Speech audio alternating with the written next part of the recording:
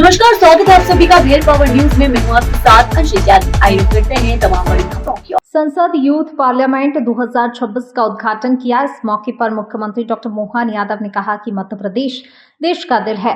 भारत दुनिया का सबसे युवा देश है। संसद यूथ पार्लियामेंट 2026 के आयोजन में 12 राज्यों के 52 से अधिक युवाओं ने हिस्सा लिया। देश 80वां स्वतंत्रता दिवस मनाने जा रहा है। उससे पहले हमारा विधान परिषद भवन एक मिनी इंडिया बन गया है। सदन कल्याणकारी नीतियों का निर्माण करने वाला पवित्र स्थान है। उन्होंने कहा, युवा संसद में बेटियों की सक्रिय भागीदारी लोकसभा और विधानसभा में महिलाओं के लिए 33% आरक्षण के प्रावधान का उदाहरण है। मुख्यमंत्री ने कहा, सनातन संस्कृति में मातृसत्ता को सर्वोपरि रखा गया है।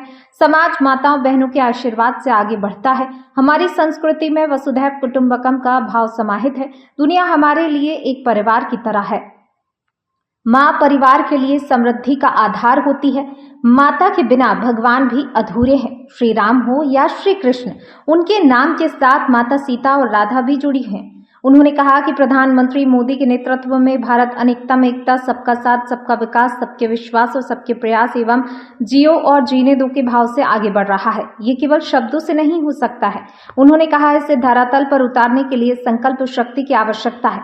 हमारे लिए रामचंद्र और रहीम के लिए अधिकार समान है। केवल वोट बैंक की राजनीति में मुस्लिम बहनों को उनके अधिकारों से वंचित नहीं किया जा सकता। जब हम आज बड़ी संख्या में स्कूल कॉलेज में जाकर बैठते हैं और पूछते हैं भविष्य में आप क्या बनना चाहोगे, तो हर कोई भले आता किसी भी परिवार से, लेकिन वो केवल डॉक्टर, वकील, इंजीनियर, IAS, IPS इसी बात को देखता।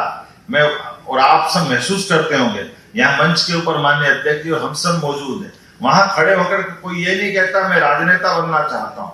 वहां खड़े होकर ये नहीं कहता मैं किसान परिवार से आता हूँ, मैं उन्नत खेती करना चाहता हूँ। वहां कोई ये खड़ा नहीं होकर कहता कि मैं व्यापार करना चाहता हूँ, मैं व्यापार वर्ग से आता हूँ।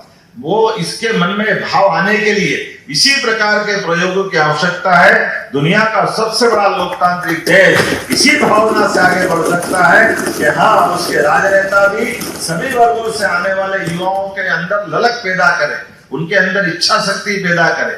ये आने वाली इच्छा शक्ति आपके अंदर लोकतंत्र की भावना को जीवंत रखेगी, क्योंकि ये लोकतंत्र की कीमत आपको स्मरण रखने की आवश्यकता है। आपके उत्कृष्ट प्रयास की मेरी अपनी ओर से आपने सराहना करता हूँ, बधाई देता हूँ। मध्य प्रदेश की धरती पर आप सबका पुनः अभिनंदन, वंदन और आगामी स्वतंत्रता दिवस की बहुत बहुत बधाई।